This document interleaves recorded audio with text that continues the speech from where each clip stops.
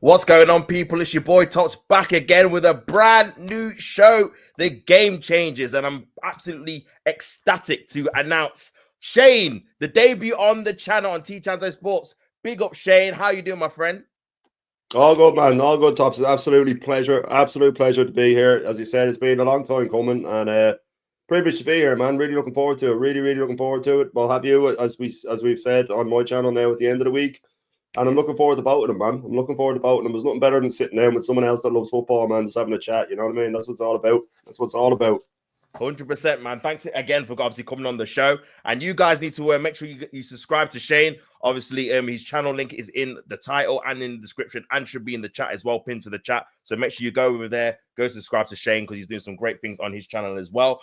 So yeah, Shane, man, I just wanted to obviously pick your brains in terms of how did you start supporting Arsenal? Like, what was the reason you actually delved into the club? What made you fall in love with the club? Like, where did it actually all start for you, bro? Yeah, well, it was actually by mistake. Funny enough, over in Ireland now, growing up, I'd say about 80% of people support either United or Liverpool. Right, that would be the big split. Would be down the middle. And then the other 20% will be spread between the Arsenals, Villas, Evertons, people like that. There'll be a few other. And when I was about 6, I'd say, I was out playing football on the local green. And most of the lads on the estate hung around my older brothers. So they were 10, 11. Yeah. And they all had teams. And they were all pushing me on who I supported. And I didn't really know. I was only like 6, you know what I mean? But very rarely a match would be shown. And funny enough, that evening, Aston Villa were playing Arsenal. And Aston Villa had Tony Daly. He was just a speedy winger. Yeah. And I thought, oh, this guy's the best in the world. And the next day I went back out. And because both teams started with A, I thought Villa were Arsenal. And when I was asked who I support, I said Arsenal. But literally from that moment, it snowballed very, very quickly. It snowballed very quickly. I mean, by 8, 9, it was all I thought about was football. I had posters, books, everything I could get, obsessed with it. Clipping out the newspapers, getting the fixtures, all that sort of stuff. But yeah, it snowballed very quickly.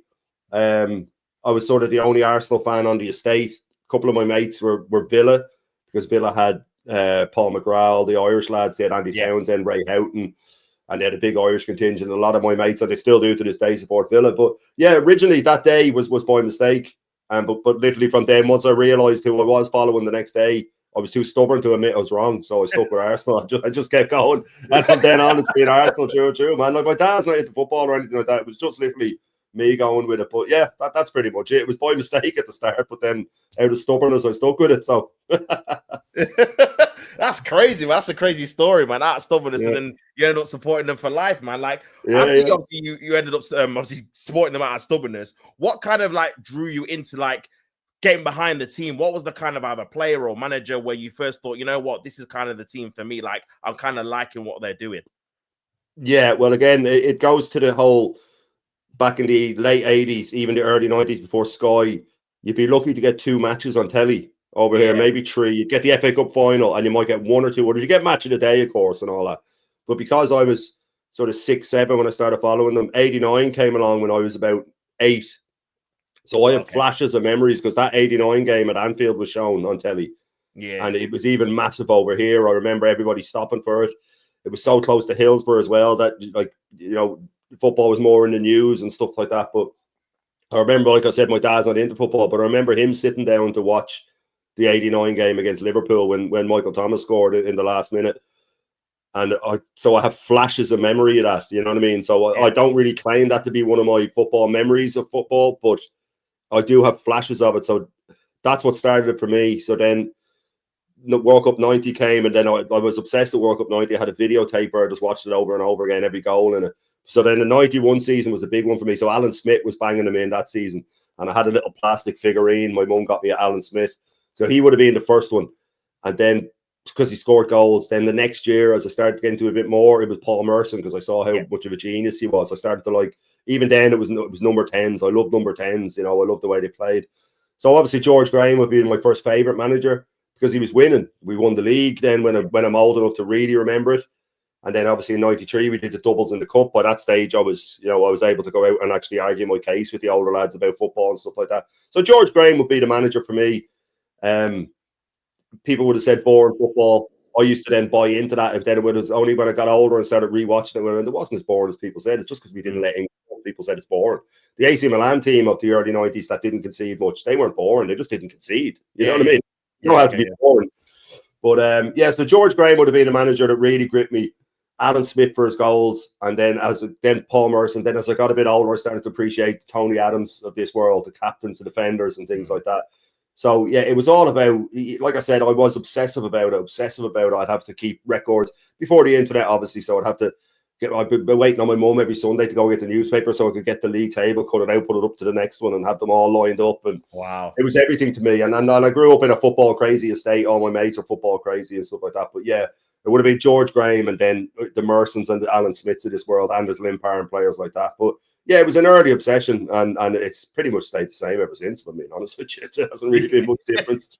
I can see why, to be fair, man. Like, I mean, you picked a great time for, obviously, during that time where you, like, said, the 89 season and Arsenal actually winning trophies, whether it's league titles or obviously cups as well. Going obviously off the back of that, when obviously George Graham kind of left, what was your initial thoughts on like Arsene Wenger? Because obviously, you know, at the time there was a lot of negative press, obviously in the in England, about like who's Arsene Wenger and stuff like that. Like no one really kind of rated what he was doing, obviously abroad. Like, what was your kind of feelings during the time? Were you like excited that he was going to be coming to the club, or do you think who's this kind of guy? Could he like even replicate what George Graham even tried to do? Kind of thing. What were your kind of like feelings towards it?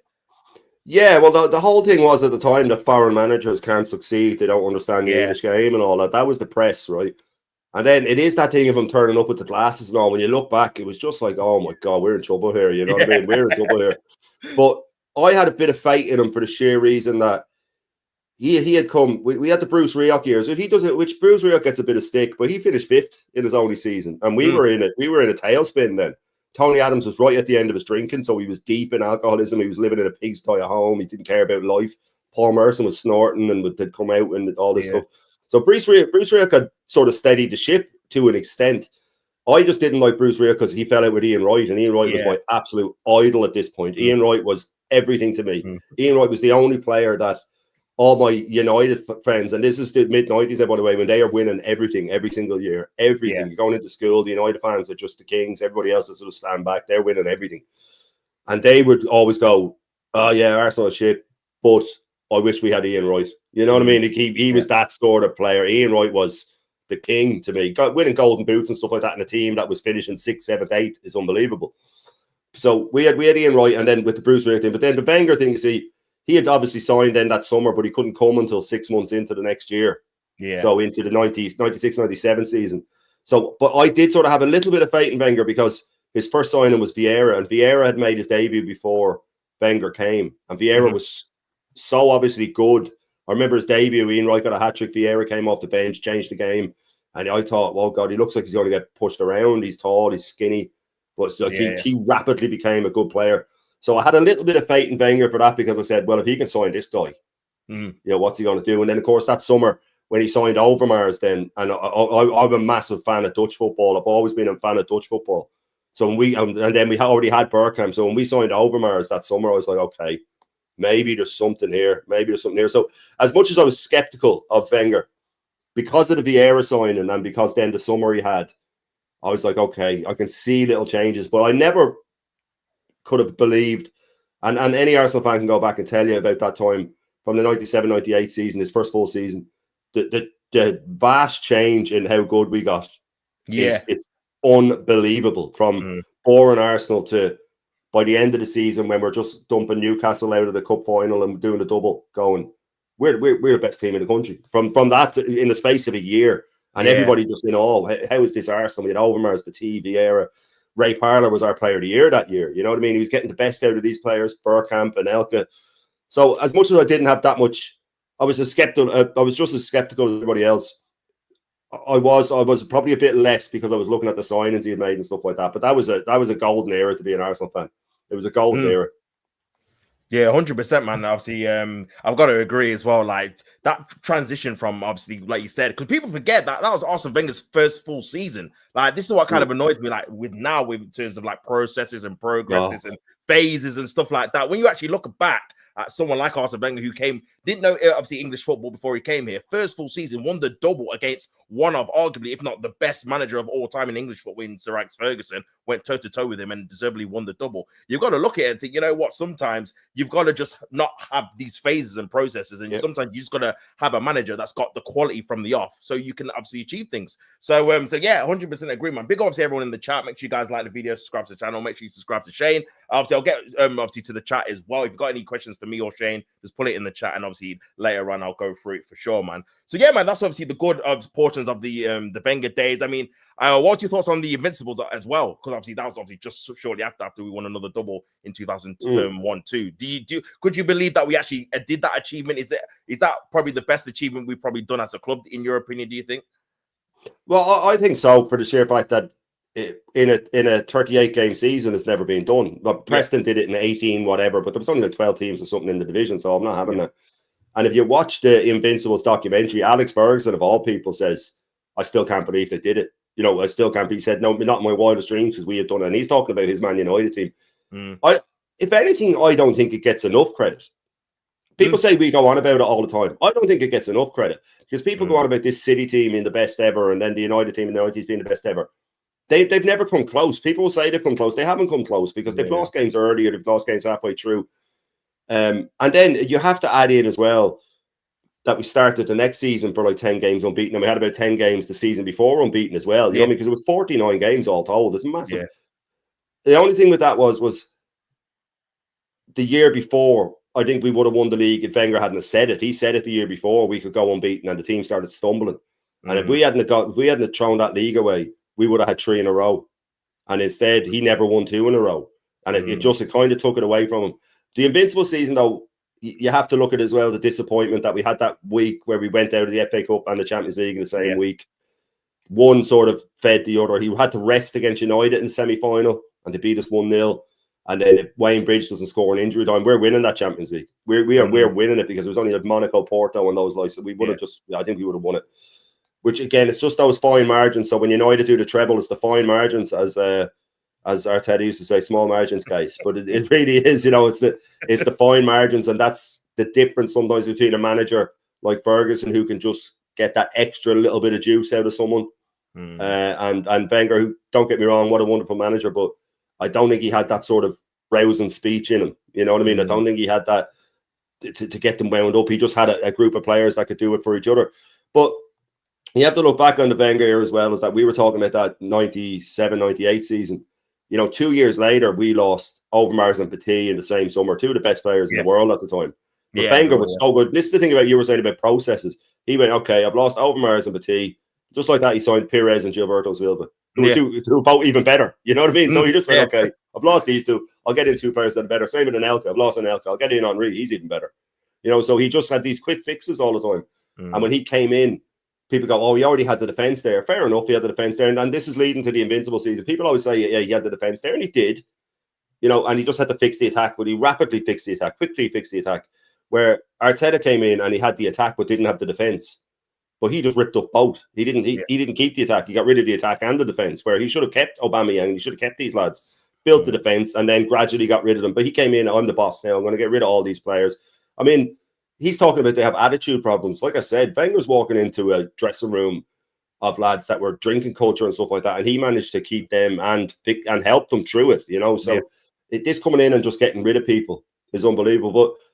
But I digress. With the defence that he walked into in the Invincible season, there was none of them there. People seem to think that that defence was still there. Every single one of them was gone. Lehman had replaced Seaman. Lauren had replaced Dixon. Sol Campbell, Torre, Ashley Cole, and Ashley Cole had come through the youth system as a striker, by the way. And he properly changed his position, not again like Arteta, who changed it for the sake of it. Turned him into to me, the best left back the Premier League's ever seen. Ashley Cole. I agree. Kills me to say it, but he could even be one of the best in the world, if not the best. Like, he'd be up there with Roberto Carlos for me as the best of all time. Yeah, 100%. He was a better defender. He was a better defender than Roberto Carlos by a long way. You know what I mean? But he had everything, Ashley Cole, absolutely everything. So Wenger had completely replaced that defence and possibly made, not better, because that defence was just so good defensively, but as a modern day defence, it was one of the best around, because they could defend and attack. So the Invincible season for me, like I said, if anything, it doesn't get enough credit. It's probably because there's a huge part of our fan base that just relentlessly go on about it. You should be more humble about it and just go, let other people say how amazing it is. I think in about 20, 30 years, it will start to get more credit again. Yeah, I think it will, you know. But for me, that was an amazing time. That was an amazing time, Duff. And I don't know how you felt about it because, you know, for me, it was, I just won every football argument with my mates for about 2 years. Every football argument. It's just, you go out to watch the Arsenal match and they'd be like, well, you are winning. You go, yeah, no, yeah. Do you know what I mean? We just knew we were going to win every single game. Like, it was unbelievable. Yeah, it's you had someone that would win the game for you. Someone that would win the game every time. Like. Yeah, I completely agree, man. I think it's one of those ones. Just go obviously your point about obviously he doesn't get enough credit. I feel like because we've not won a league since that literal season, that's the only thing that Arsenal fans have got to cling on to. So then it kind of gets annoying for rival fans to keep going on and on about it. But it's just because we haven't won a league since. If we'd won 2, 3, 4, we'd be obviously going on about recent teams that have won it, and then that would be like the pinnacle of the team. Bit similar to like obviously Sir Alex Ferguson's treble winning season, or obviously Pep's treble winning season, because they've won titles since. That's one of the things they probably use as a pinnacle of the argument. But they've still got all the title winning teams since obviously doing that amazing achievement. But yeah, I completely agree, man. I feel like at the time I didn't really appreciate that massive achievement it was until I've seen teams that are amazing teams, like the City teams, like Liverpool, obviously winning the title in 2020, like obviously Man United teams that have won the title since then with Ronaldo and Rooney and Tevez, and none of these guys went on beaten. They all lost at least one game or more. Chelsea sides with Mourinho and Ancelotti and stuff all winning the title. So it just comes to show like how much of a special achievement it is not to lose one single game. And like you said, 49 games, like that's a lot of games in a row not to lose against anyone. That means we've played everyone twice, even some teams 3 times. So yeah, man, it's a crazy achievement, a brilliant achievement in my opinion, and definitely the best that the clubs I think has done so far. But what I will say is that obviously going off of that, when for you was it starting to obviously the wheel starting to turn about Wenger not being the guy anymore? Because I know I asked obviously this question to a lot of different people, and there's different stages for different people. Some people were saying after the Champions League final, after that they were like, you know what, we need to move on. People were even to 2018, where they were like, you know what, this is going to be the time. So I'm pretty intrigued to obviously ask you, like, when did you think Wenger was maybe not the manager he once was before, and when did you think, you know what, this is enough, we need to need to replace him, if you did feel like that? You know, a lot of people are surprised by this because you've seen my views on Arteta that I'm so staunch and just get him out of my club. I'd even planted my flag. I'd even planted my flag and saying, even if he wins the Champions League, I want him gone. You know what I mean? That's how far I'd come with him. Just get him out. So, funnily enough, you might be surprised to know that I was very top goonerish about Wenger. Really? Right up until the end, man. I was standing by him.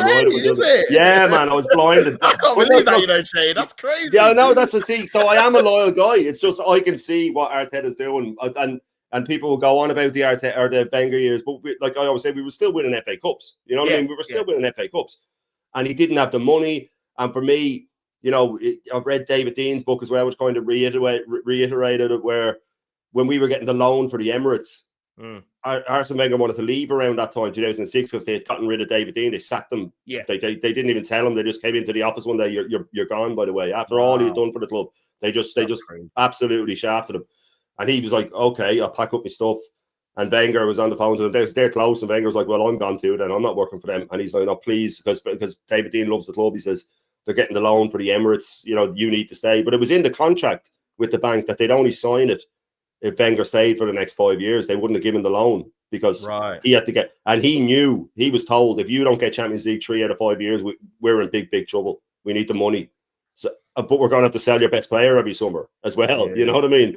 And they ended up getting it all 5 years. So this whole thing, he said things like, oh yeah, top 4 is a trophy. I still to this day think that was taken out of context. I don't think he was saying you should get a trophy. I think he was just saying it's like a trophy is in the money and the prestige and all that. But anyway, that's a different story. So don't get me wrong. There were times near the end when I was like, I think his time has come. But I just wanted him. I think I more wanted him to win. So this is why I do sometimes understand these top gooners in that, you know, you almost do start supporting the manager more. You know what I mean? You almost do. I never did get to that point. I always wanted what was best for Arsenal.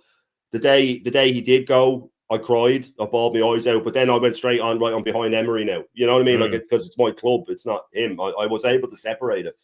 But there was other title challenges as well. I think it was 2007-8. Yeah. If we had had a good goalkeeper, we would have won the league that season. People say it's the Eduardo leg break. Yeah, that was bad, right? And then Gala snapping and all that sort of stuff.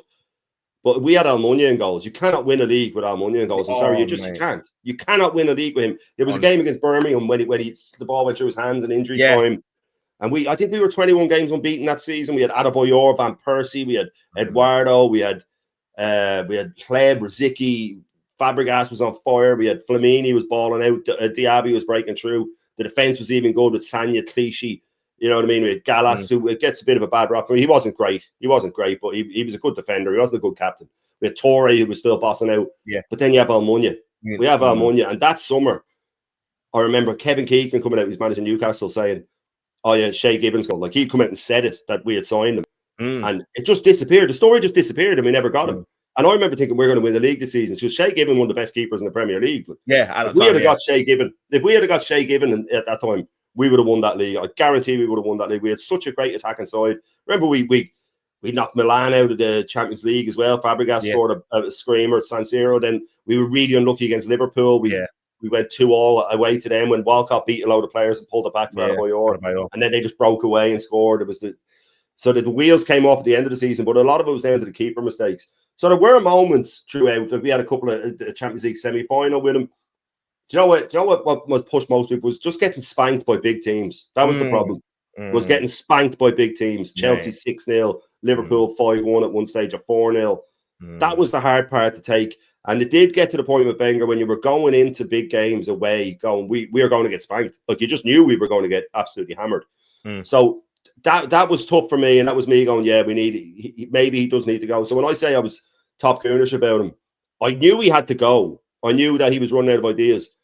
But what really gets to me now is that as soon as he was gone, they started handing money to the next manager. Yeah. A lot of money. Yeah. Now, Aaron will point out, big up Aaron, by the way, he'll point out that, yeah, he was signing Mustafis, and he was signing, yes, he was getting the defense wrong. Yes, he had too much power. I think he needed a really strong assistant who would have signed defenders for him, or a director of football who would have said, no, your identity for defenders is gone. We need to get this, and this.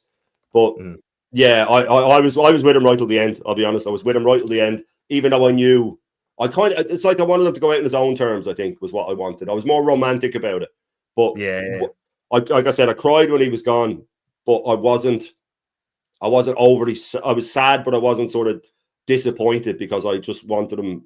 I knew we had to move on. You know what I mean? Where I think there's a certain group of Arsenal fans now that won't even follow the club when Arteta's gone.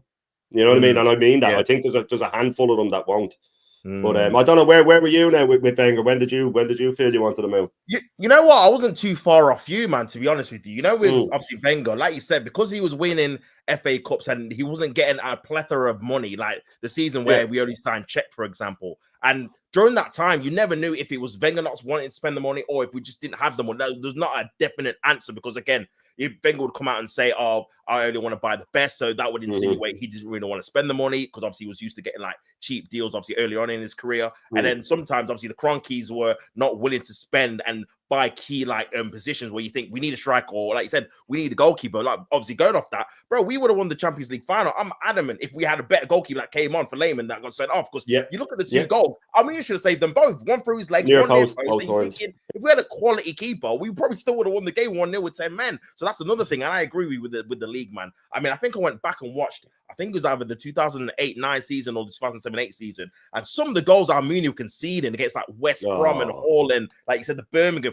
Bro, it's outrageous how he doesn't get any more like flack because, bro, some of the goals were crazy. And like you said, we were either against teams that we should be beating or we're in like nice unbeaten runs. And then it just stops the momentum. And then again, we'd lose the league. So yeah, man, I completely agree with that. But in terms of what you said about Wenger, for me, the turning point was when we lost to, I think it was Manchester United 3-2. I think it was against Louis van Gaal. Man United had a load of injuries. We had pretty much our best side. We had like Welbeck up front, Ozil, Sanchez, Walcott was playing, Ramsey. We were basically our best team virtually. And they literally had, like, I think it was like Varela, Carrick was playing centre back. Like they had a misfit of Rashford's debut as well. Debut, and then and I think I'm sure we were like either 7 or 4 points off Leicester. We just beaten the week before. And we had to win to obviously keep in tie with them. And we lost the game 3-2. And after that, I just thought, you know what?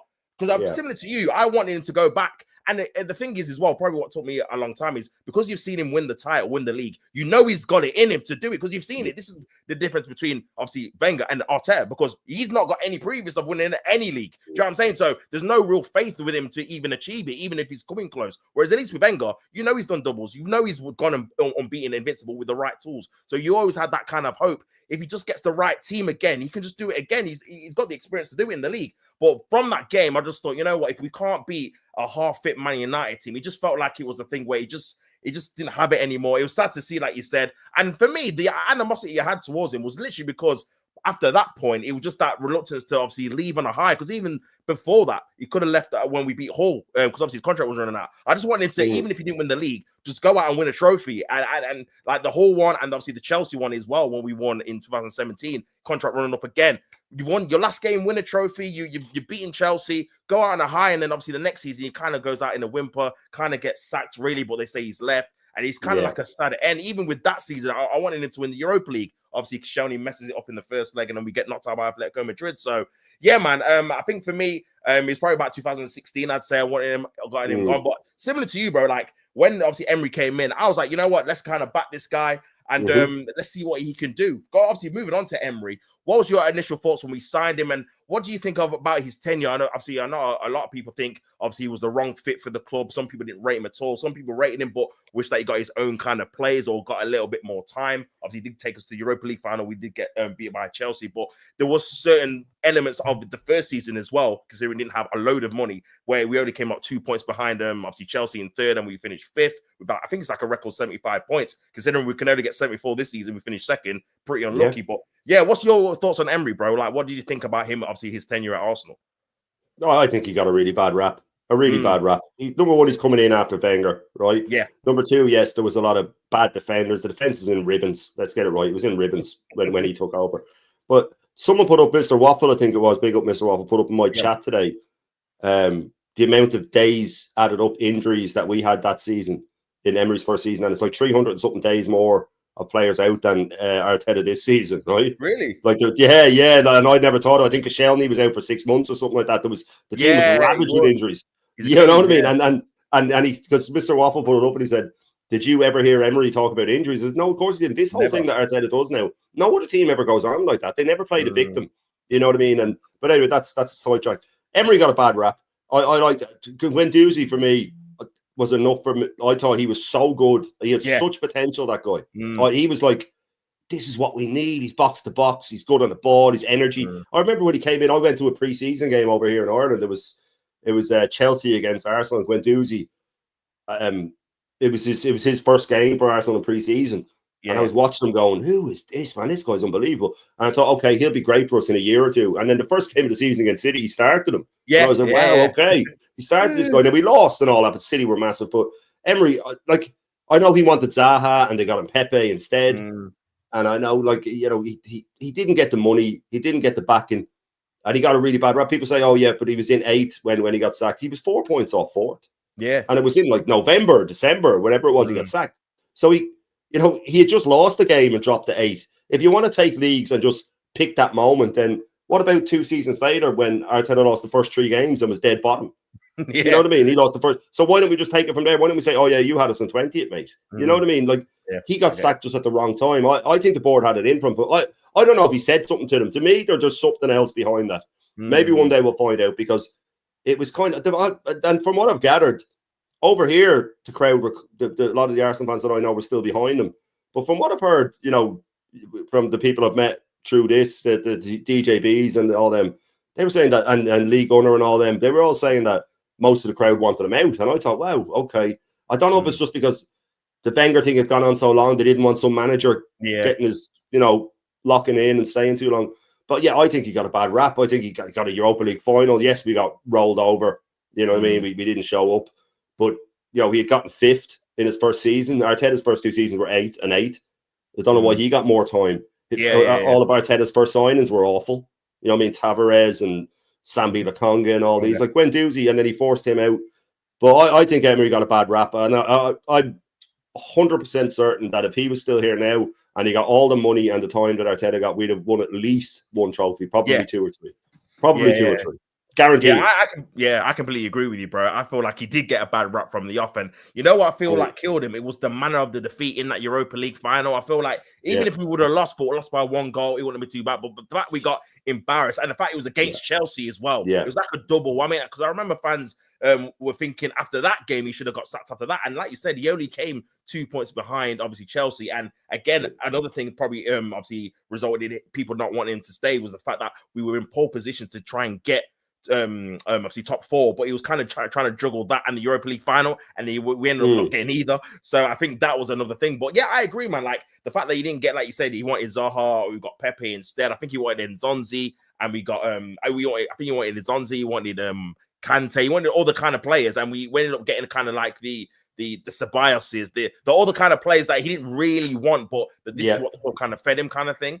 And you look at his resume, man, and I know a lot of also fans say, obviously, what is he won for Villa? But when you look at it and you say how many Europa League finals he's got to, the fact he's won 4, one for Villarreal, who that's the only trophy they've ever won in their history. You've got to respect his European pedigree. And I agree, man. I think he for sure would have won us a trophy. I think he probably would have won us the Europa League when we obviously got knocked out by Sporting, or when that season we got knocked out by Olympiacos when Arteta was involved. So yeah, man, I think when you talk about Emery, I think he did get a bad shaft, and I would be interested to see if he can obviously go to another big club, maybe after Villa, to see what he can actually do with the right funds and the right backing. Because you see what he's done for Villa. I've seen like a table where he took them, I think they were 16th when he obviously took over, got them into the top 4 last year, obviously fighting for top 4 this year. So yeah, he just shows with a bit of money, he can obviously improve teams.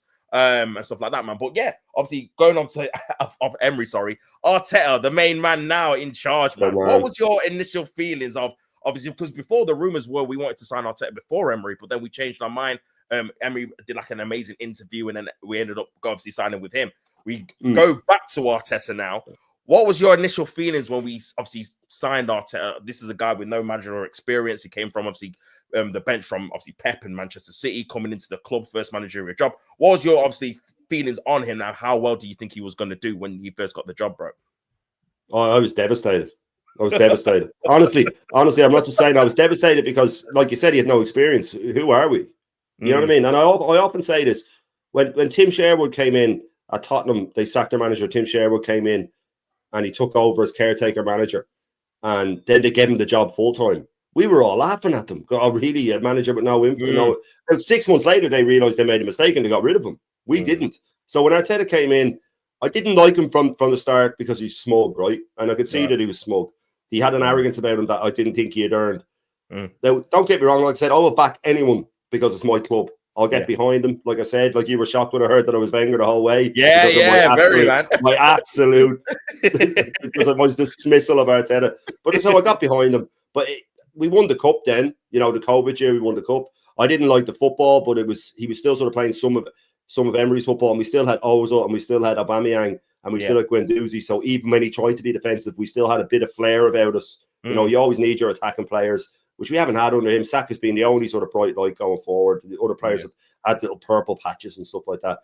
But so I got behind him then. I said, okay, I don't even mind about the football. Let's win things. Let's win the FA Cup. But then he made a couple of silly signings. He got rid of the likes of Martinez, which I didn't like. I could already see he was going to be great. Then when he started pushing out Aubameyang and he started pushing out Ozil, at first I went, okay, you know, with Ozil, I was like, right, okay, I understand this. He's on too much money, and he's being lazy, right? But I didn't think Aubameyang was doing anything wrong. Then he put Aubameyang at the wing, and he was sort of, to me, I think Arteta, the day he came in his head, he's going, I'm getting rid of those three because I want to be the main man. And I don't like that. You need to be able to, like what he's doing with Ethan now is a disgrace. Right? It's a disgrace what he's doing for that kid. Oh, he was late for training, missed training, or whatever it is. Just give him a rollick in front of the players. Make him do a few laps. Fine him a week's wages, and then you move on. And then Ferguson used to do that. He'd absolutely go through someone, but there was no hard feelings after. You can't let personal issues come into you. Keep punishing the kid. But anyway, I digress. So I saw that in him, and I didn't like it. I thought. You're just a control freak. That's not about being the boss. That's about being a control freak. And then by the time we had finished 8th twice, he has to go. He has to go. And I'm one for giving managers a chance, right? Yeah. Then we were in 4th and we bottled it. People go, oh yeah, he went 8-8 5th, right? This annoys me. 8-8 5th and then 2nd. And I go, okay, But the 5th season, we were 4th and should have finished 4th, and he bottled it. Mm. So you're dressing it up like it's improvement. Then the Yeah. next season, when we finished 2nd, we were 1st, and you bottled it. So, I mean, that's what I see. I don't see the progression. I see regression because you fell off the top each time. Or you fell off the position you're in. So when he bottled that and finished 5th, and he was playing Eddie up front, and because he had gotten rid of Aubameyang, and we were playing Lacazette, and it was just like, come on, man. And I give him credit for, the team's not that great. But then the signings were terrible. And then, obviously, the 22-23 season, I fell for it like everybody else, right? I said, okay, now he's got his team. And we were just blowing teams out of the water, right? Blowing teams out of the water. Yeah. But I often say about that season, when we got so far ahead, we had never played that football under him. It was rapid. It was rock and roll football like Liverpool. It was just bang, bang, bang. Get it out to Martinelli, get it out to Saka, get it to people changing positions. Jesus dropping back into midfield, and Xhaka was suddenly having a good season. I thought, okay, here we are. And then even when we bottled it, I said, okay, it was just Saliba got injured. Next season we go again. Then he didn't get in someone that can step in for Saliba. He didn't learn his lesson, right? Which is a big thing for me with Arteta. He never learns from his mistakes. Never. So he should have got cover for Saliba. He didn't. And we went, and from the very start of the next season, we actually beat Man United 3-1. But Garnacho broke away in injury time. He could have made it 2-1, and he was a tiny bit offside. And then we got the corner where we put it in. Roy scored, and then Jesus broke away and made it 3-1, right? Yeah. After that game, I knew he was done. And people say, really, after we won, we were awful. We started that season so slowly because he had got PTSD from throwing the league away. Yeah. And he went so defensive from the start. And he started with Partey at right back to fit Royce in, and he dropped Gabriel, and he had White back at centre back. And I said, what is he doing? And we drew away games. We drew 2-2 at home to Fulham when they were down to 10 men because he wouldn't go and kill off the game. He never kills off a game. Every time you take a lead, he locks up, and we end up throwing it away. So even at that point, I was gone back off. I was with him for one full season. I was with him because he was playing attacking football. That's there's nothing about people say, oh, flip flop. It's not. It's about when the team's doing well, you go, okay, he's doing his job. But when it's not going well, you go, okay, no, he's not doing his job. So he convinced me for a while that season, but always in the back of my mind, I was like, I still think he has a bozo moment in him, a silly decision, a silly team selection, or he'll lock up or he'll do something silly. And then all through that season, I knew we weren't winning the league. Everybody was getting gas. We're going to win the league. We're up in City. I just knew that City would put their foot in the gas whenever they wanted to. Leave us behind. And then near the end of that season, when we went to the Etihad, and we were 0-0, and we were all over them for the whole match, and City were wounded. You could see it. There wasn't the City were burning out. That played into this season. And he locked up. And I remember Rodri coming out and going, "It's loser mentality. They should have taken us, and we should have. If we had taken them, then we would have won the league." And when he backed off and went for the draw and said, "Okay, we'll hope that someone else beats them later." Tottenham or whoever. I went, that's it, you're done with me. Because a real winning manager, like when we went to Old Trafford in 97, 98 and beat them with Overmars' goal, we went there and beat them to take the league off, and we snatched the league off them. We didn't say, okay, let's hope that we don't lose. So around that time, even last season, I was done with them. And this season, I was just gone off a cliff. I'm to the point where I don't know how I'm going to go into next season with him as manager. Like, I don't know if I can do it again, man. I don't know if I can do it again. Oh, what's he done to you, Shane, man? What's going on, man?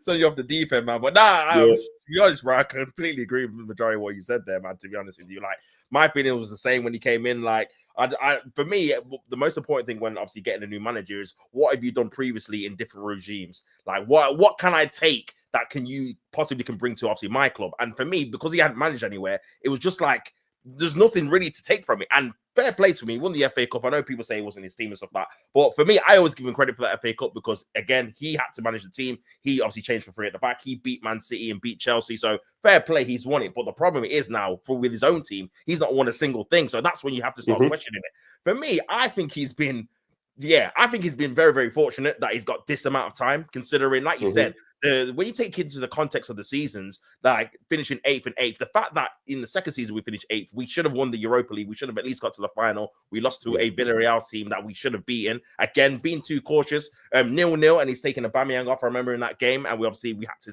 score one goal because the away goals rules were still counting them. We lost obviously the first game 2-1 against Villarreal. Got knocked out of that, and you're thinking, well, that was your only chance to really get back into the Champions League. Gets another chance. Then the next season, you're looking at the fact that he lost to Nottingham Forest, who were in the Championship and the FA Cup, and like you said, we were top 4. We had the favourable fixtures, and we ended up bottling it, finishing 5th, and then going on from there into the next season, finishing second, but the fact that we were 8 points clear with, I don't know, 7 or 8 games to go, and we ended up finishing so far behind City, I think it was 5 or 6 points. They've overtaken us so badly. And like you said, like the fact that not only that we didn't win the league, we didn't do anything in the cups. Like before the start of that season, I remember I think Odegaard, Rice, not Rice, sorry, Odegaard came out, Saliba, they all came out and said, yo, what, we need to make sure we win that Europa League. The target was get top 4 and win the Europa League, win a trophy. And we're still waiting to win that trophy. And that was like 2-3 seasons ago. And I feel like that's not really been talked about enough. Like the fact that maybe not, obviously, because for me, I don't really rate him enough for him to win a league title, because again, I just think he's too inexperienced. I think he's up against better managers, and I don't pip him against like a Pep or even a Slot now, because obviously they've both won leagues in different countries. I don't think he's better than them. But for me, what I really get annoyed about is him dumping the cups where we're good enough to win an FA Cup, a League Cup, a Europa League. We're good enough to win these competitions on a regular basis, and to not get to any final since he last won the FA Cup in 5 years is atrocious, considering how much money he spent. You're talking nearly 700, 800 mil not to get to one final, like never mind win one. So I think when you look at like the elements and obviously some of the obviously things I've talked about there, I think he's pretty lucky to be in the job. But like you said, when you look at the context of the finishes, the fact that we've bottled certain things, and I agree with you. I think he had mad PTSD with the 4-1 City defeat. That when we got absolutely torn apart, it should have been 8-1. I think the next season he just went so defensive, and we've just not recovered. Well, I don't think the football, apart from that little period last year where we won 16 out of 18 games, winning 6-0, that was the only real period out of probably like the last 2 years where you were actually enjoying watching Arsenal.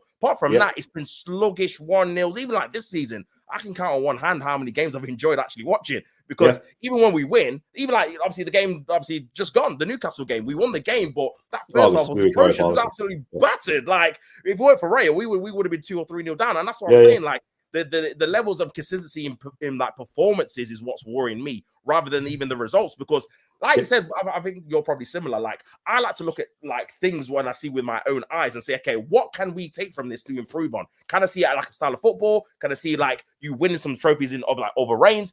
But with him, there's nothing really substantial to really grab onto when you're talking about his actual resume or his style of play, or him in big games or big moments in semi-finals, in obviously in crunch title like winning games. There's always, like you said, a bozo moment in terms of selection, picking Kai Havertz in midfield instead of obviously up front. In the Aston Villa game last year, ended up costing losing the game. That was the only game we were obviously in control of winning the title. If we would have won that and won the rest, we would have won the league. Didn't do that. And like you said, the City game, there for the taking. Didn't obviously go full pelt for that. So yeah, man, I'm with you, bro. I just don't see how he can do the things that he's always talking about, promising, like saying we're gonna get things, we're gonna just be patient and stuff like that. But bro, it's 4 or 5 years. We ain't got long to wait, bro. Like you've spent a lot of money. Like when is this kind of thing gonna happen? You can't keep making excuses. And I agree with you. I feel like he plays into the excuses way too much. Like things are true. Of course, we've had injuries, but there's so much reliance and just reminding people we've got loads of injuries. But in reality, we didn't have a lot of injuries last year and we still didn't win it. So it's like you're trying to pick and choose what kind of excuses you're pushing through to kind of not even trick, but try and persuade people that it's not particularly your fault that we've not achieved our goals that you set yourself. But in reality, you're kind of just pushing the can down the road until next year, and there's going to be another excuse or something else that's happening. So yeah, I agree, bro. I'm with you, man. I don't really see how he can take us forward, but we'll have to wait and see what happens, man. Oh, big up everyone in the comments. Sorry. Make sure you guys like up the video. Make sure you guys subscribe to Shane as well. Doing big things on his channel. The link is obviously in the title, in the description, and in the chat as well, man. I'm just gonna go through a couple of these comments as well. Yep. Big up Chris. Big up lads. Well, already sub to Shane's channel with a thumbs up. Big up Chris, man. Hope you are, brother. Big up Kurt, man. Big up AJ. Big up. Question for the lads.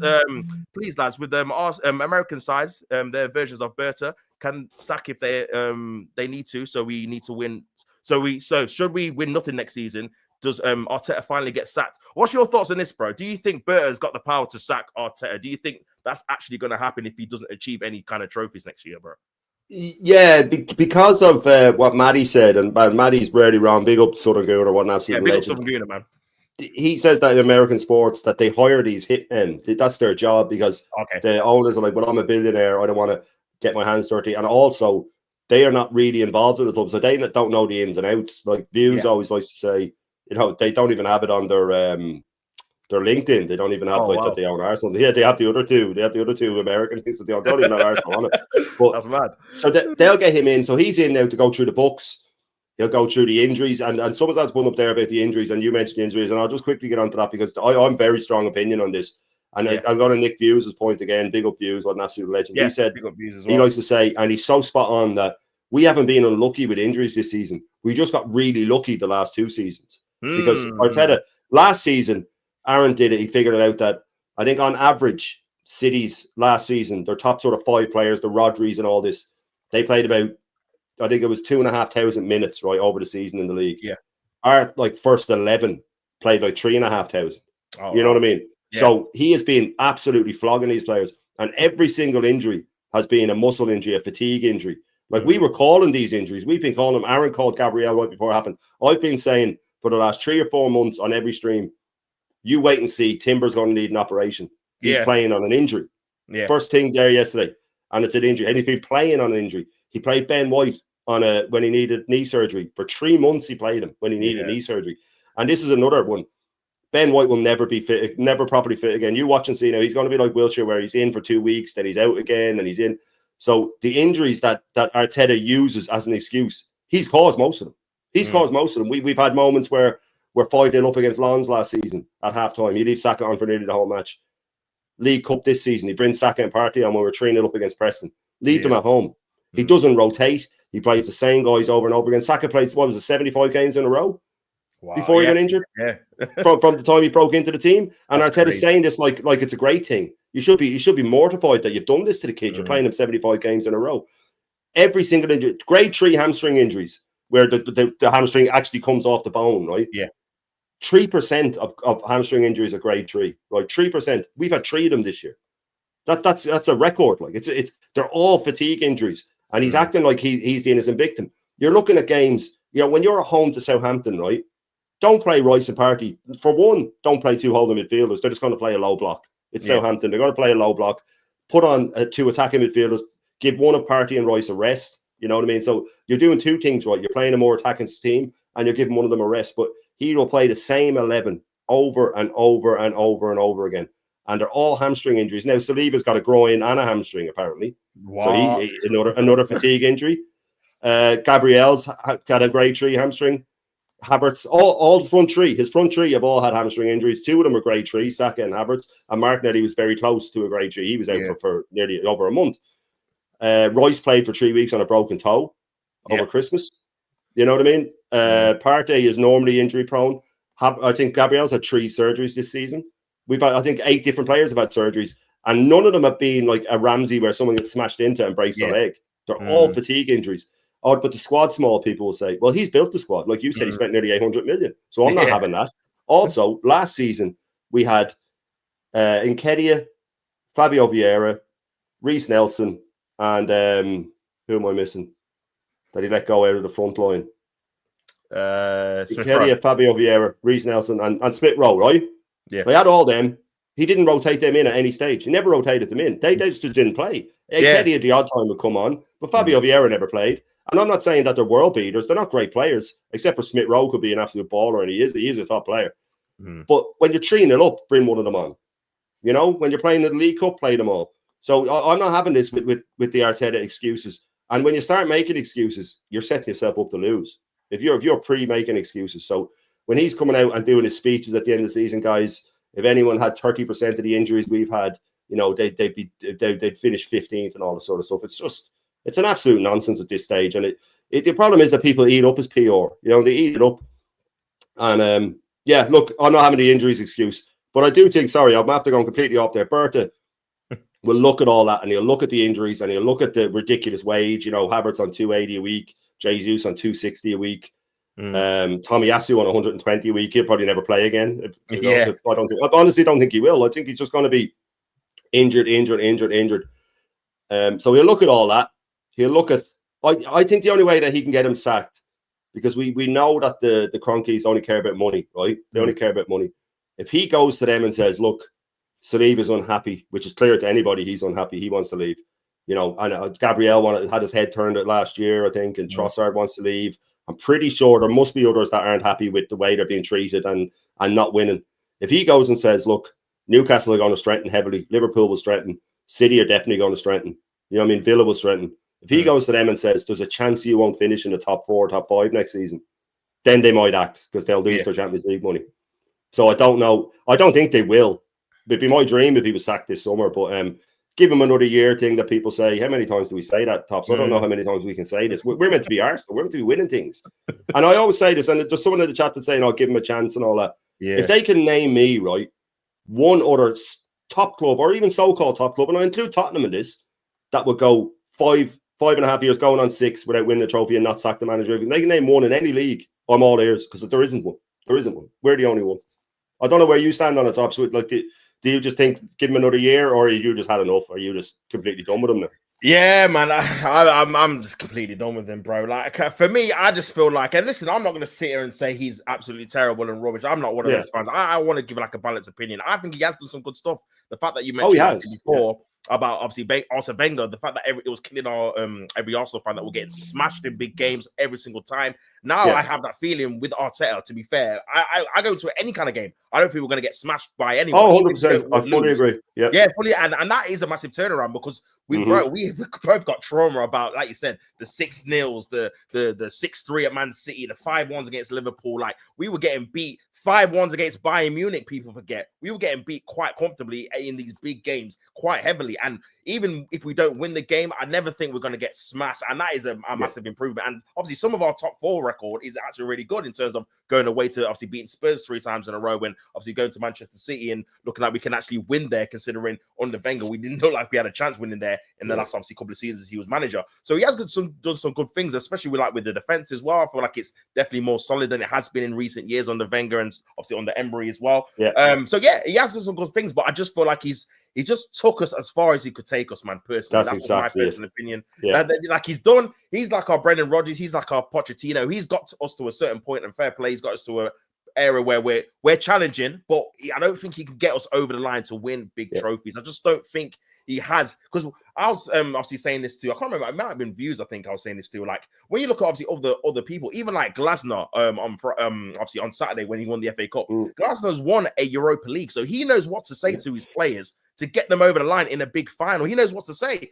Arteta bought the FA Cup, and it was a different bunch of players who have already won trophies, like Kieran Tierney, who already won at Celtic. So they know what they're doing. Do you know what I mean? This is a bunch of young players that Saliba, your Gabriels, they've not won major trophies. So it's up to the manager, it's up to you to get them over the line in semi-finals, in finals, in crunch title games where obviously they're going to be nervous. It's a big game, a lot's on the line. It's up to you to provide the right kind of tactical nous and obviously motivational speeches to get them through these tough, obviously, occasions. And time again, we it's not the fact that we even lose. We lose convincingly. PSG beat us over 2 games. Newcastle semi-final battered us, steamrolled us. This is Newcastle, and these players haven't won anything themselves apart from this season. Obviously, when they went on to win it. So you look at those crunch moments. It's like we don't just fall; we falter heavily. Like we get outclassed, outwitted. It just kind of falls apart.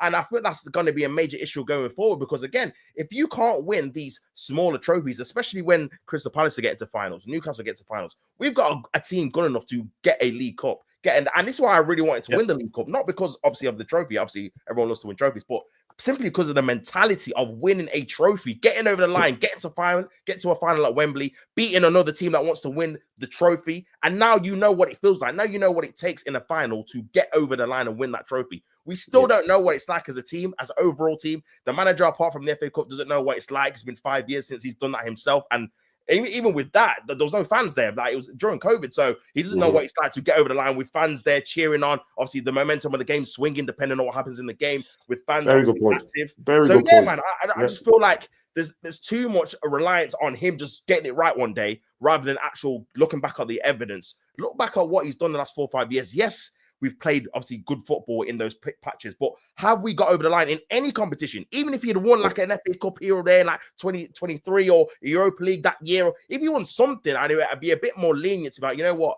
he has still got it in him to win with a Saliba and Odegaard and stuff like that. But because he's been so long, bro, and it just keeps going on, and like you said, people are saying, oh, he's got 1 more year. I heard that last year. People were saying that last year. I remember he's got to win a trophy this year. He's got to win. Because I was going to ask you as well, like, what was your predictions at the start of the year? Because for me personally, I said we had to win the league, not particularly because I rated Arteta, but because, bro, we came 2 points behind him last year. If you're not going to win it the next year, like, when are you going to win it? Do you know what I mean? So, what was your thoughts, obviously, going into the season?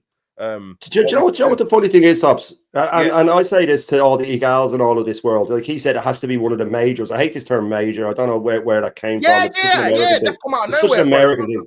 And to not put the FA Cup in that, the FA Cup's, I adore the FA Cup. Bro, I absolutely adore the FA Cup. Yeah. Right, but at the start of the season, me, the likes of Lee Gunner, Aaron, and people like that were saying, even if he wins us a League Cup, we'll give him another year. Like you just said, shows he can win, right? Yeah. But then these guys that are all Arteta FC, they were saying, no, that won't do me. So, I mean, so who's the toxic fan here? If we're saying we'll take that, and they're saying, no, it has to be Champions League, it has to be League.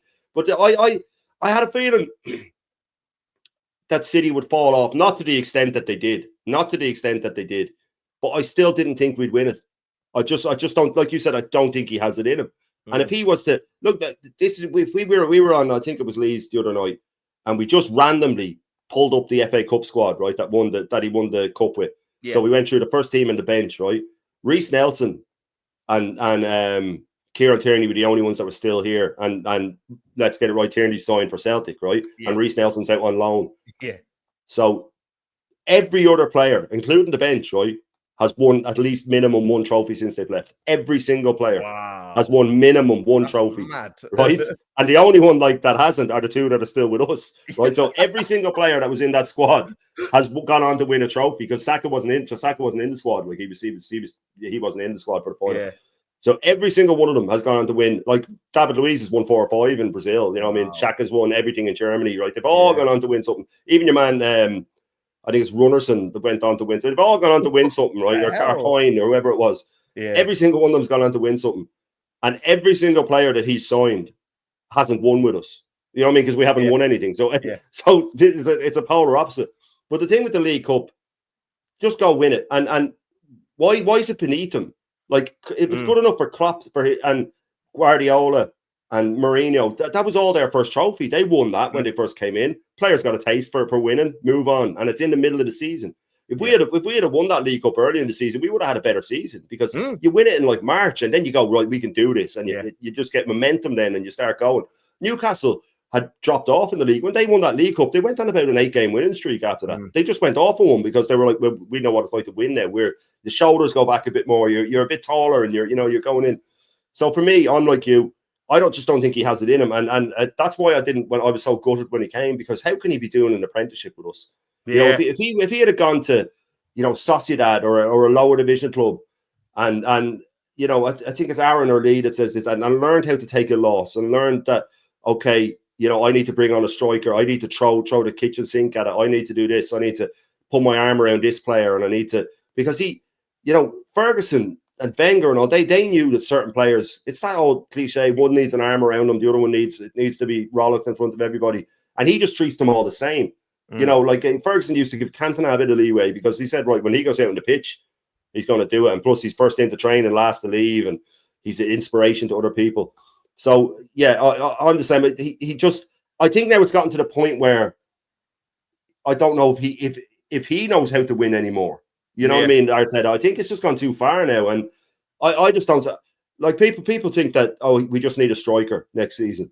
Listen, no matter who we get, he won't play him. He won't use him right. He won't use him correctly. He doesn't know how to. We can get Gyökeres. And but I mean it, like Gyökeres at Sporting, every single player in that team, they're trained to give him the ball a certain way. They're trained that you get it to him, you cross it when he makes this run, you play him through when he makes this run. When he comes into Arsenal's team, he'll be told, you need to make this run, you need to make that run, you need to track back, you need to do this.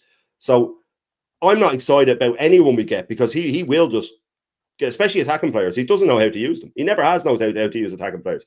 Saka under a different manager over the last 5 years will be a lot higher than he is now.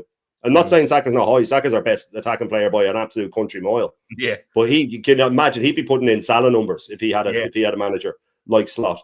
They asked Salah at the end of the season, what's the difference between Slot and Klopp? And he says, he doesn't make me track back as much. And then his numbers have just gone up.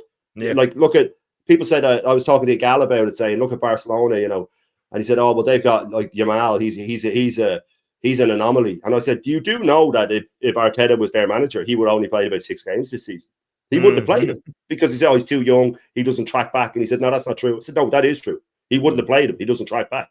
You know what I mean? So you need to let your attacking players. I just don't think Arteta knows how to use attacking players. I don't think he knows. And I think if he wants Sesko and he only wants him so he can bring in Havertz and play Havertz a lot of the times, because he will insist on Havertz no matter what. If he Berta insists, no, you're getting Gyökeres, out of spite, he'll probably, not play him properly, because that's the type of man he is. And people think that's silly. And like they say, oh, well, he wouldn't go against a medic. But he's openly admitted he has. He's admitted that Ben White needed an operation. He's admitted that Timber needed an operation. He's admitted that Declan Rice had a broken toe. So he's not afraid to just go against the grain if it means proving himself right. But like, I don't know, when you're thinking of transfers this summer, are you thinking, Tops, I don't know where you are, if you're thinking, should we get players that will suit Arsenal if Arteta's going to get sacked later, or just get him the players he needs because we have no other choice? I don't know, but because I'm sort of split. Yeah, for me personally, I feel like we've done that enough for him now. I feel like he's got a plethora of players that he wanted, in particular, like Marino, like kind of Fury, and you've seen how obviously they've worked out in terms of Marino is better in a position that we didn't even buy him in. Kai Havertz is the same, bought him as a midfielder. He's better up front. So I feel like he's had a lot of leeway in terms of buying players in positions and spending money in positions where, it's overcomplicating things. Like the fact that he got Raya after spending 30 mil on a Ramsdale like season before, stuff like that. So he's got a lot of leeway in transfers, man. I think it's time, and maybe the fact that we've signed Berta is kind of an indication of us obviously moving into that direction, that we actually get someone to make the signings on behalf of the club rather than the manager. So again, it's up to him. And for me, a lot of people are saying, oh, well, if he doesn't get the players that he wants, then that's not obviously good for the club. But I disagree. I feel like it's up to the manager to get the best out of the players that he's been given. We have already spent a lot of money on the defense and obviously on goalkeepers. We need to now strengthen the attack. There's obviously a reason why he doesn't want to buy attackers, whether, like you said, it's because of the ego thing. Aubameyang obviously was a major factor in terms of getting rid of him, because he was a very bright personality, flashy, was always late. He doesn't like that. He likes players that can obviously follow his regime, be disciplined. And like you said, like with Ethan, if they fall out of line, he disciplines them quite heavily. So I feel like you're going to get that with strikers. Strikers are obviously got the biggest egos. They're the guys that want to be the main man. They don't want to, get taken off. They throw a strop. I remember Alexis Sanchez would throw a strop when Wenger used to take him off, and we won the game and he'd scored, but he didn't. He just wanted to play. And that's what the things you kind of have to deal with. And I don't think he wants to deal with that. That's why there's a reluctance to get an out-and-out striker. That's why he'll rather get players like Havertz, like Trossard, like Jesus, guys that don't really care about scoring plethora of goals. When you've got an ego, you need that ego to want to score goals after goals after goals after goals. So yeah, I'm kind of with you. I feel like there is kind of a little bit of a tussle here in between of, I think obviously, like you said, Arteta wants Sesko, because people are obviously not realizing this. Well, like you said, if we get in a proper striker, where does that leave Kai Havertz? He's either going to have to shoehorn him into midfield, which everybody hates, even people that like Kai Havertz. No one wants to see that for Arsenal because he just doesn't provide anything substantial. Or, like you said, he's going to have to bench the new striker and play Havertz. And then even the people that want Arteta in, they're going to be like, well, we just spent this amount of money on a striker. Why is he on the bench all the time? Exactly. Like, he's not going to make logical sense. So I feel that's the pickle he's got himself in. He wants to persist with this Kai Havertz, obviously, kind of trope, because, again, prove a point. It's just to prove a point. Yeah, it is. Prove a point, but he was right. Yeah. And that's why I feel like I agree in terms of, like, there's a lot of things where he does just to kind of prove himself right, e.g. playing Partey at right back when everyone's slating it. And it's like, when you look at the statistics, like, we've only won one game with Partey at right back, and that was against Southampton. So it obviously doesn't work him playing there, but it's like he wants to prove a point that he's the guy that can get the best out of, like, a Sterling or, like you said, Havertz or Jorginho or stuff like that. So, and I think sometimes he puts that ahead of obviously the betterness of the club. So Berta coming in, I think it's going to stop that, hopefully, fingers crossed. And for me, we've just got to be going for players that we just need. Like, we've been linked with a winger for like 3-4 years to obviously be a backup for Saka. For some reason, he doesn't want to get it, or we've not got it. That needs to get sorted. Striker, out and out on number 9, someone that's going to get goals, got a history of getting goals, not someone like his because I don't want the excuse, and that's the thing with Sesko as well. You're going to get the excuse of he doesn't know the league, he's young, he's never scored 30 goals before. We can't afford that. We have to win something. We have to win trophies next year. So We need someone that has got a proper goal scoring resume. And I think for me, Gyökeres fits the obviously the profile perfectly. He's scored a plethora of goals, obviously in Portugal. He's someone that he's obviously gettable, 50, 60 mil. They're saying we've got the money to do that. So yeah, for me, that would be the perfect opportunity and perfect signing for me. And then on the left wing, we just need someone that's got a bit star quality, better X factor. Obviously, we linked with Rodrigo. That will cost like north to 70 to 80 million. But that's the kind of thing we need to do in terms of that attacking lineup. We've neglected it for so many transfer windows that we need to go big in two of those areas. We've already got Saka. We need to go big in the striker and the left winger, in my opinion. And then everything else can kind of be on the back foot for me, because I don't want to see us go in for another goalkeeper before we get striker, or another centre back, or another left back. Like we've spent so much money on those areas already the last 3 or 4 years. We need to make sure we strengthen the attack first and then go backwards. So for me, I would go for what you were saying. Get the players that are better for Arsenal rather than Arteta, and then go from there. It's up to him to work with them, because I feel like he's had it all his own way so far, and he's not delivered. Let's be honest, he's not won any trophies. Like, he's gone close, but ultimately he's not won any trophies. So it's time to take a different approach. I feel like in terms of tactically, in terms of how we go in the transfer market, we need to do something different, because what we're doing at the minute is obviously not working. So yeah, man, what about you? What do you think should happen? Do you think we should go for the players he wants, or the players that you particularly want, or the club needs? Yeah, but I said that earlier that I'm not splitting what I think we should do. I think I'm with you. We should go for the players that we need as a club, and that can be used when he's gone. I just wonder if Berta will go 50-50 with him. I think, with Zubimendi, I'm not getting gas. Number one, I don't think we need him. We probably need a midfielder, but I don't know if Zubimendi's it. He's still a good player. It's great. He came in. But I'd just be wary of that, because that's clearly an Arteta sign. Yeah. He wanted Partey out. He wanted Zubimendi in so he can reinvent the tactics again this season, make us more defensive, which seems silly when Partey's a better defensive midfielder than Zubimendi, but it's more defensive as in the play will start even deeper now. He wants Raya to roll straight into Zubimendi, turn and start sideways passing the whole way up, zigzagging up the field. Now, I have a feeling that Berta is trying to convince Partey to stay, as in he's looking at Arteta going, "What are you doing? Getting rid of it?" He's one of the best defensive midfielders around. You're not going to get better than Partey, really, for winning the ball back. I know you give him a year, get him to stay, but I think Partey's kind of like, you know what, the manager doesn't want me. I'm not staying if he doesn't want me. He's made it clear he doesn't want me. So I don't know what we're going to do there, but I suppose Berta might give Arteta one or two of the players he wants. He might try and sort of meet him halfway. I just wish he'd go completely against him and say, no, you've had your chance. You spent 800 million. I can count on one hand the players that have worked out. The rest of them are failures. Arteta has made mistakes in certain positions, replaced them with a mistake, then replaced them with another mistake. Yeah, I mean, we have 5 left backs on the bench sometimes, and we have a 18-year-old midfielder at left back. You know what I mean? This is what he's done to the team. And Lewis Kelly needs to be played in midfield. He needs to be played in midfield. Yes, he's good at left back, but he's so good that he'd be good anywhere really, apart from sort of centre back or up front. He'd probably be all right up front, to be honest with you. But he needs to play left 8. Arteta's been looking for a left 8 for God knows how long. You have one there. You're just playing him at left back. And we need to stop this inverting nonsense. I don't know. To me, it's never made sense to me. It's never made sense. Just what's wrong with like Martinelli only plays well when he has a left back that overlaps him. He needs a decoy. He needs someone to run past him. Doesn't have to use him every time. Then he can come back inside when the defender goes with the left back. When we have a left back inverting and Martinelli's on his own, he doesn't know what to do. He just runs straight into their fullback all the time. He's so predictable. So I would like to see us get. I think we'll only get Gyökeres if every other option for him falls through. I don't think he wants to come to us in any way, shape, or form. You don't? No. Because I don't think so. No, I don't think so. I don't think for the sheer reason that, number one, we won't win anything, and number two, he surely sees what Arteta does to players, especially attacking players. We have to remember that Gyökeres, like 2 years ago, was playing in the Championship at like 24. Was he? He's playing about 26, 27 now?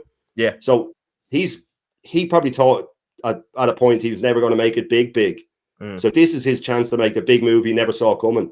I don't know if he wants to go to a club where he's going to have to track back for 80% of the game. And that's what he will have to do. He wants to go. I think he's waiting to see if United win the Champions League. Yeah, I think that, you know. Yeah, I think he's waiting because if he goes there, the team will be built to make sure he gets goals. Because he's worked under Amram, and Amram will say, right, I've already got your man Dorku, who is the wing back I want. And he will tell him, every player I sign will be signed, like Cunha coming in, to make sure that you get goals. If they got Gyökeres and Cunha, they might be okay next season, by the way. You know what I mean? Because Amarin can defend as bad as they are. He can lock up. So I think Jakobs is waiting for that. He's waiting to see if Barcelona go for him, and he's waiting to see if Liverpool go for him. And if all of them fall through, then he might settle for us. And I don't want the player that's settling for us, but unfortunately, that's what we have to do. I wanted Cunha. I thought Cunha was, but Arteta would have said, no, I cannot handle that guy. Cunha's got far too much personality for him. Yeah. But like you said, and I often say, you said this as well, all the best attacking players have an attitude. They have to. That's why they're the best. That's why they're the best. You know, you always think you think of Henry with his swagger and Cantona with the collar up and Bergkamp had a swagger. All of the best attacking players have a swagger. That's why they're the best. You know, so that's why, like you said it as well, Arteta wants yes men, and he wants Havertz who will do whatever he says to play a front. He wants Odegaard as a captain that will just repeat what he says in press conferences and things like that. So yeah, we need to get in. I wanted, like I said, I wanted Cunha. He's gone now. I'd love an Eze. I'd love an Eze to come in. I think he's one of the best players in the league at the moment. He is a give me the ball, I'm going to sort this out sort of player. You know what I mean? He's a big game player. He's a team player. He's got everything. That guy has everything. But again, I don't know if Arteta would know how to use him. That's the problem. You know what I mean? But there's your left eight sorted if that's what you want. But I'd just be getting rid of Odegaard and I'd play Eze as the 10 and I'd play a pivot of Royce and Zubimendi. You know what I mean? Royce has to play in a pivot. It's his best position. If it's good enough for Vieira and Petit, you know, if I go, you stay. If you go, I'll stay. You know, that's what he needs. And then have a proper number 10. We need a winger to cover to get rid of either Trossard or Martinelli. I don't care which one goes, if I'm being honest with you. We can't cut it. I'd rather Trossard go, but we won't get as much money. We need a winger to come in there, someone like a Lookman, again, a big game player, someone with a bit of flair, someone who, when Arteta's constantly telling them to do this, do that, where he goes, you know what, I'm doing what I want. I'm going to go do this. And we need cover for Saka. If that means just bringing Nelson back and saying, look, you're just going to be covered. It's not perfect, but, you know, you're going to be covered. That's fine by me. People seem to think that we need 22 world-class players. You can't have that. You have to have players that will come in. They won't like being on the bench, but they'll understand it, and they come in for League Cup games. They can start against the lower teams in the league, and then if they have a purple patch, like Jacob Murphy at Newcastle. He was a championship winger, but he's been exceptional this season, and he's pushed a load of players out of the way and said, now it's my position, you know.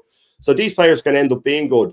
So we're going to have to utilize that. We're going to have to utilize some frees. Someone put up Jonathan David. I don't know why we're not going in for him. I don't know why we're not going in for him. I don't think he's world class yet, but he can play left. He can play up front. He can even play in the 10. That's the type of player we need. He's on free. Tyreek Mitchell is free. You know, there's players out there we could get if Arteta knew how to use them, or if he wasn't so stubborn. But yeah, that's it for me. I think we do need a Gyökeres, but I genuinely have to believe that he's waiting to see. I think we're a last resort for him. Yeah, 100%, man. 100%, man. Big up the chat, man. Make sure you guys like the video. Make sure you subscribe to Shane as well. Big up Colin, friend of the channel. Big up Tops and Shane. Klopp said the same thing about injuries, and also fans said you can't use injuries as an excuse. What's the difference between what Klopp said and what Arteta said? Yeah, for sure, man. And this is what we were saying before, bro. Like, you can't have one rule for one manager and then another rule for another manager. Like, you have to be consistent on what you say. Like, at the end of the day, you've got to look at your own deficiencies. We've not been good enough, regardless of the injuries. We weren't playing that well, even when we had Saka fit for the majority of the obviously first half of the season. We were drawing games. We were obviously losing games. We were not at the quality or at the level we were the season before at the back end of the season. So we have to look at that rather than look at the fact that we had a few injuries, we've had a few dodgy red cards. Why are we so reliant on set pieces? Why are we not looking at that? Why are we not more fluent in open play? Why we can't break down low blocks? Why are we dropping points to the same teams like Fulham, like Newcastle, like Aston Villa, like West Ham? We dropped points to all of them last year, dropped all the points to all of them this year. So for me, you got to look at yourself, man. I feel like, again, and a lot of the Arsenal fan base feed into it. That's the most annoying thing. When things obviously go slightly against Arsenal, yeah, you can acknowledge it, but don't make that the sole reason or the sole purpose that we didn't achieve something, because we didn't have all of these obstacles last year and we still didn't win anything. So you can't use that now as the main excuse of why you're not going to win a trophy or a title, because again, we've had it, like you said, we've been very fortunate with injuries the last 2 years and we've not got over the line in any competition. So that can't now be the be all and end all. Well, if we didn't have injury, we didn't have injuries last year. So you know what I mean? You have to be consistent with what you say, and obviously just analyze the season by season, and not have this thing where it's because we didn't have injuries, we're not going to achieve something, where in reality, we know that that's not obviously the case, man. But yeah, big up obviously views as well in the building. Big up views. Big up guys, smash the lights. Big up, man. Perfect. Big up AFCV always. Tops and Shane. Big up, brother. Hope you're well. Big up AJ as well. Big up everyone in the chat, man. This has been a fantastic talk, me and Shane.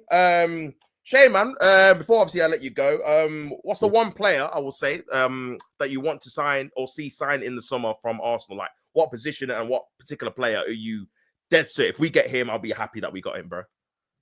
Eze for me, man. Eze for me. I know we need a striker. Don't get me wrong. Yeah, we need a striker. And Gyökeres would be amazing. And if I had to, do you know what? If I had to pick of one of the two, it would be Gyökeres for the sheer reason that we need a striker, right? But I just think of any player that would get me the most excited would be Eze, just because, and I mean that if we've already signed a striker, because if we were to just sign Eze and not sign a striker, then here we go again, man. He's probably going to play fucking Riot up front or something, you know what I mean? But, something crazy. You know, but Eze is the most exciting player in the league for me at the moment. But we do, be Gyökeres and Eze between them, and I think we need at least both of them. But I don't think we'll get Eze. I don't think that's high on the list of what we need, because we have midfielders and we can't forget Zubimendi. But yeah, Eze I think is the most exciting of them. But I think the most important is getting a Gyökeres. If you get Sesko, we're done. You know what I mean? And like I said, I opened with a lot of things. If Arteta's our manager by the end of next season, we'll be outside the top 5. And you can clip that, man. We'll be outside the top 5 if he's our manager at the end of next season. Wow. I mean that well and truly, with all the other teams strengthening. No matter who we get, by the way, even if we get Gyökeres, we'll be outside the top 5 with him as manager next season. Crazy, man. That would be, that's damning, man. I can't lie. That'll be a massive drop off, man. But yeah, listen, it's up to Arteta to prove, obviously, me and you wrong in terms of just finally deliver it. I'm sick of these end of season talks where he's on the mic and he just show me the silverware. Stop talking and just show me what you've done. You've got to be a point where you just deliver. Do you know what I'm saying? So, but yeah, I agree, man. Eze would be a fantastic signing. He's been absolutely tremendous this season, man. Who would it be for you, though? Who would be the number one for you now? Who would be the one that you'd be really excited about? For me, it has to be Gyökeres for me, because I can't see Havertz up front again for another season. I can't, bro. I need a proper striker up there.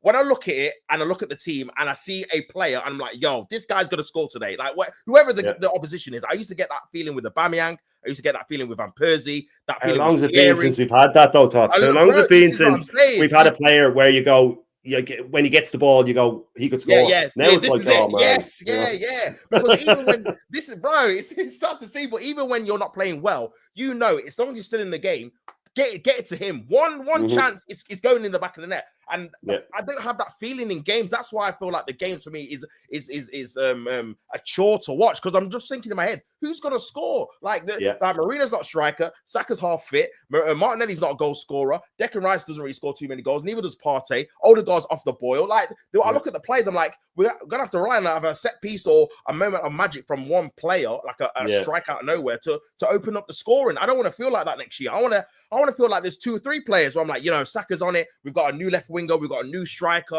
know what I mean? Declan Rice is scoring more goals now. That's what I want to feel like. So for me, I do not want to see Sesko. No disrespect to him. I'm sure he's a decent player, but he's just not the profile we need, in my opinion, next season. Like, if this is a couple of seasons ago, maybe, but this next season has to be the guy we get, the full package players, man.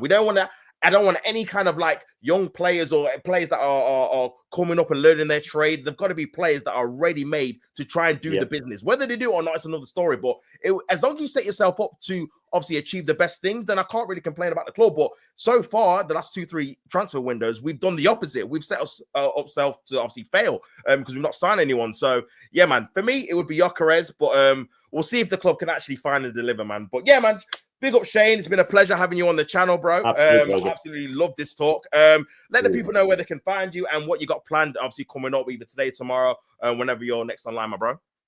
Yeah, it's an absolute pleasure being on with you, Tops. Absolute pleasure. I've really enjoyed it. I love shows like this. I love little one-on-ones, and you know, you'll be on mine now coming up on Friday. We have it set for, and it'll be the same sort of thing, except we'll just switch it, and I'll be asking you because I'm interested. I love finding out other people's Arsenal story and their history and stuff like that. So big up to you and big up to the chat. They've been absolutely amazing again today. There's a lot of people I recognise, a lot of legends in there, and some that I don't, and they've been amazing too. Yeah, the full Irish breakfast every day, 10:30 in the morning. The full Irish breakfast. I have a new show coming now this Sunday called the Sunday Roast, where we just be sort of taking apart mainly Top Gooners, I suppose. But you know what I mean? People come in, even if it's just people that park and double the other lines come in, and we'll trash it out. We like room 101. We'll get it off our chest. You know what I mean? I'll be on. I'm on with Aaron every Friday night, every Monday night. I'm sure I'll be on with Lee at some point. Me and Views have a new show in the works as well. It's going to be every Wednesday night, we're thinking. It probably won't be this Wednesday, might be a bit soon. It'll be the one after, and that's called Clean Through One-on-One. And then we'll do that with just the two of us. And then every so often we'll have one person on, such as yourself or such as Aaron or something like that. And then it'll be one-on-one with the keeper. And we're still moving around ideas, but all busy, man, all good. Yeah. Subs are going up, you know, getting the support of everyone, such as people like yourself. Then you message me, and it's just it's a lovely community we have here, man. It's a lovely, it really is, man. I've been welcomed with open arms, and I've loved it. But yeah, so Full Irish really is the one where you'll catch me every morning at 10:30. And yeah, that's it. And big up to everybody, man. Big up to everybody. Wicked, man. Make sure you guys subscribe to Shane, man. The link is in the title and in the description and in the chat pinned as well, man. Make sure you get yourself over tomorrow morning for Shane's Full Irish Breakfast, man. But yeah, it's been a great show. Big up everyone tuning in. Obviously, I'll be back later on this evening to do the watch along for Manchester City versus Bournemouth to see how they get on, if they can get into the top 5. So make sure you tune in for that, man. But until next time, don't hit the play at the game. I will catch you in a bit, man. Peace and love to the chat. I will see you later, guys.